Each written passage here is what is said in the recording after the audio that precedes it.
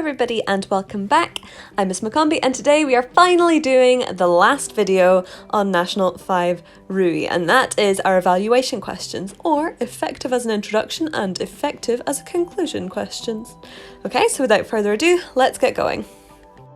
So what do you actually need to know about these types of question? Well, first of all, you'll usually only get one of these per paper. It'll never be more than two. They're usually worth 2 marks or 4 marks. You're basically being asked to explain why an introduction or a conclusion is effective. What has the author included to make it effective? And you should note that it will always be effective, otherwise the SQA would not have asked you a question about it. Okay, it's a very brave person who says it's not effective, so we're gonna always answer this as if it is an effective technique that has been used. And lastly, they are very similar to analysis questions, which you will see later when we look at the different types of formula you can use to answer it. I think the thing that people struggle with when answering this question is not being sure what they need to look for. You're really only looking for two main things. Either you are looking at a key technique that the author has decided to use, or you are looking for a link to something that has been said somewhere else in the passage. It really is as simple as one of those two things, either a technique that has been used or a link to elsewhere in the passage. Now don't quote me on this, but if you're not sure, quite a good rule of thumb is that if you're looking at an effective introduction question, you might be looking more for a technique, and if you're doing an effective conclusion question, you're probably more looking for a link. Now obviously that can change, that's not set in stone, but if you're not sure, that's a good rule of thumb to stick to. I think all of this will start to make more sense when we look at some examples. So I will show you some of the formulas you can use first, and then we'll have a look at some example introductions and conclusions. So as I said before, these are kind of like analysis questions. So you can use one of two formulas to answer this question. The first one is our good old TQAL. The second one is to start off by writing down your quote. Remember, at National 5 you get a point for a correct quote. Then you write, "This is effective because," and then if you've chosen to focus on a technique, you explain why that technique is effective. So what is good about that technique? What does it contribute to the passage? Or if you've chosen to do a link, you explain what it links forwards or backwards to. So let's put this into practice. Here I have an example introduction. This one's all about Eurovision. So the best way to approach this is to read through it again, and as you are going through it, highlight or underline anything that stands out to you. Don't even try to work out what it is at first. Just work on identifying the quotes. So I'll read through it with you and then start underlining some things. It says, "So what's the recipe for a perfect Eurovision? It takes a dash of dad dancing, a soupçon of silliness, and a healthy dose of cringe to bring all the countries of Europe together at the same dinner table. And like every family dinner, it inevitably ends when someone mentions politics."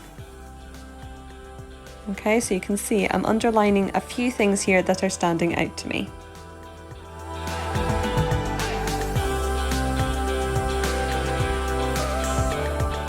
And once you've picked out all of your possible quotes, pick the ones you think you can confidently explain for your answer. So we've got a few interesting things here. We've got the idea of a recipe, so the word recipe, the dash, the soupçon, the healthy dose. Okay, so we've got the idea of a recipe. We've also got some alliteration. We've got the dash of dad dancing, or soupçon of silliness. We've also got an extended metaphor, and that's what I'm going to focus on first. So we start off with our quote, which in this case is going to be family dinner. Of course, you could pick any of those ones that you've underlined.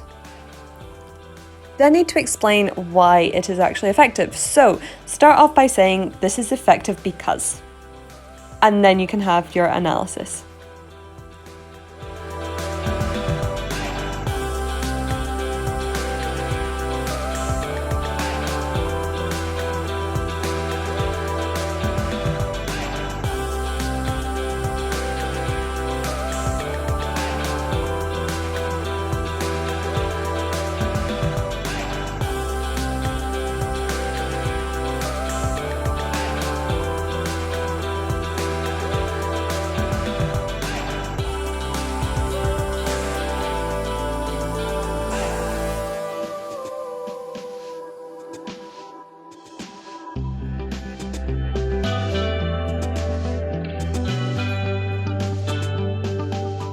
in this case, what we focused on is how a technique makes this introduction effective, but we could also look at how it links to somewhere else in the passage. So I'll show you an example of that just now.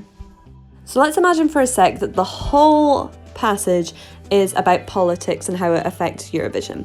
Okay, so if we're looking at a link, we find the bit of that introduction and explain what it links forward to. So the bit that actually does the linking, our quote, is inevitably ends when someone mentions politics. Okay, remember you get a point for a correct quotation. Then you find a quote from later in the passage that links to that idea. Okay, so you're looking for the repeated idea.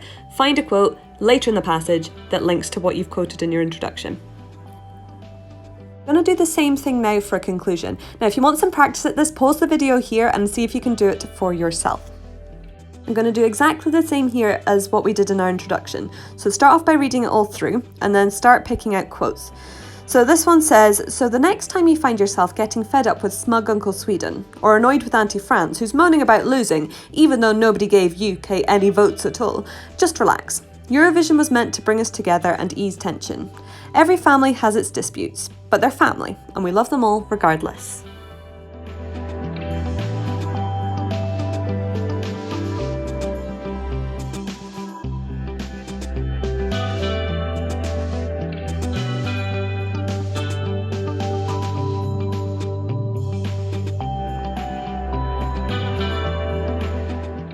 So because it's a conclusion, I think we'll start off by looking at how we can link this to something that was said previously in the passage.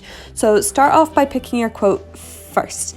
I think in this case we'll go with Eurovision was meant to bring us together and ease tension. Okay, so remember you get a point for quoting, so write that down as your first bullet point.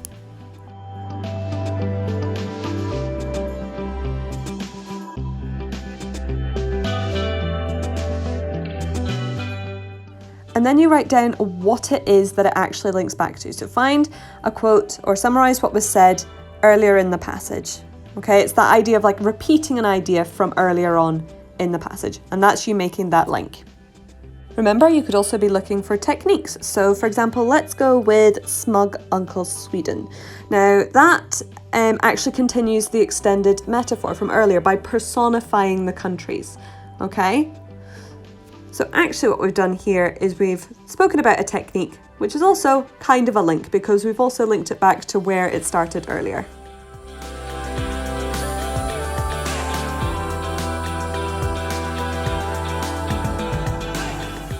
As always, we'll start off with a few top tips. The first one is they're not actually as hard as you think they are.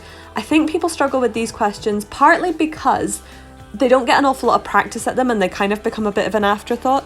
And I think that's a little bit because when you're doing past papers or prelims, it's quite often the last question because it's on the conclusion and people start to run out of time. The other reason for this is people aren't often sure what they're meant to look for, but it really is as simple as either a technique or a link to something that was said elsewhere in the passage. Okay, so that's it. Don't overthink them. They're really quite a simple question after all. My second tip is read the whole passage first because it makes it much easier to identify those links between the introduction or the conclusion and other things that have been said in the passage. Highlight or underline key words or phrases based on instinct before you actually start to work out exactly how you can explain that.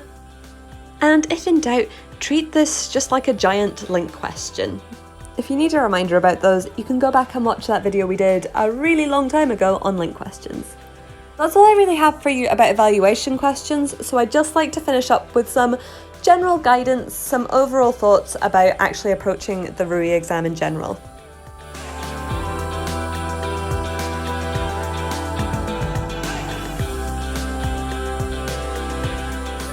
Starting off with tip number one, read the whole paper all the way through before you actually start answering any questions. It's really tempting to think I'm running out of time and then panic and then only focus on the bit where it's asking you the question. But if you read it all the way through, you're less likely to make silly mistakes. So even just take 5 minutes at the start of your exam to read the whole passage all the way through. Tip number two is to read every single question carefully. Regardless of formulas or techniques or whatever it is we've spoken about, your main goal should always be answering the question that is asked. Always actually check that you're answering on the right line references. So if it says lines 1 to 5, only answer on lines 1 to 5. I've seen loads of people answering on the wrong section and therefore missing out on marks. So read the question carefully first. Tip number 3 is to put a star next to any questions you can't answer. So if you're reading through the passage and the questions and you find that there's one you can't answer, don't waste time by panicking about the fact that you can't do it. Put a star next to it and come back to it later when you're feeling a bit more confident. Answer the ones you're less scared of first, so maybe the easy own words questions, and come back to the others at the end.